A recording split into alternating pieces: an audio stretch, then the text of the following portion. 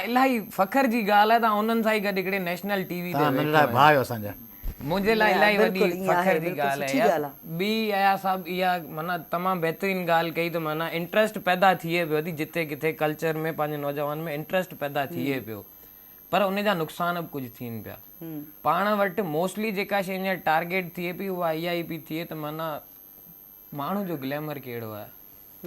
नौजवान ठीकु आहे कल्चर डे रैली त कढनि पिया पर उन में हू सकाफ़त खे प्रोमोट न पिया कनि, हू पंहिंजी गाॾियुनि खे प्रोमोट पिया कनि, हू पंहिंजा तेल विया साड़ियुनि उहो पंहिंजे पीउ जे पैसे ते।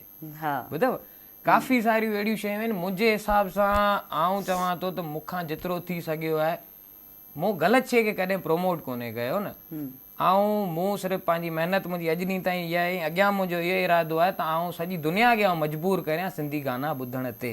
जेको माण्हू चवनि था सिंधी मीडिया हिकिड़ी लिमिटेड ऑडियंस आहे, हिकिड़ा लिमिटेड माण्हू आहिनि, केरु ॿुधे थो केरु कोन थो ॿुधे, हिन में तीअं एतिरो अॻियां वेंदा हुन में तीअं ओतिरो अॻियां वेंदा, छो तव्हीं पाण एतिरा पावरफुल थियो न माण्हू ज़ोरी तव्हांखे ॿुधनि। बिल्कुलु माना अगरि को सिंधी माण्हू पछतो गानो ॿुधी थो सघे, पंजाबी गानो ॿुधी थो सघे, अरबिक गानो ॿुधी थो सघे, इंग्लिश गानो ॿुधी थो सघे त उहो सिंधी गानो छो नथो ॿुधी। हा थोरो जो सम्झ में बि न ईंदो अथनि तॾहिं बि ॿुधंदा आहिनि। हा ॿुधंदा आहिनि सभई, पर सभई ॿोलियूं मिठियूं आहिनि, सभई ॿोलियूं पंहिंजियूं आहिनि। हीअं छा था ॿुधायो असांखे थोरो अंतरो अस्थाई को बसि हिकिड़ो अयाज़ बि ॾाढो सुठो जुंगारींदो आहे, तव्हांखे ख़बर आहे? माशाल्लाह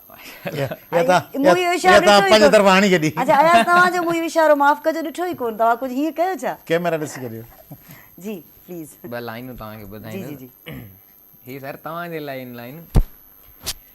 हिकिड़ो माण्हू आहे अचणो पर, हिकिड़ो माण्हू आहे अचणो पर, हिकिड़ो माण्हू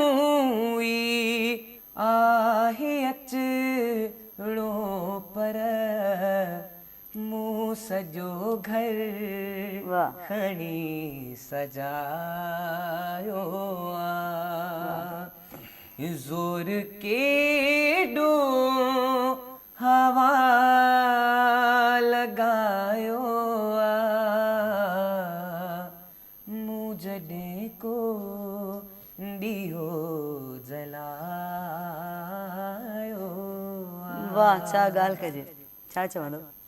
इमदाद हुसैनी साहब जी शाइरी आहे। बिल्कुलु। ऐं इमदाद जी हिकिड़ी नज़्म आहे, असां रोई रोई खिलायो थे जिन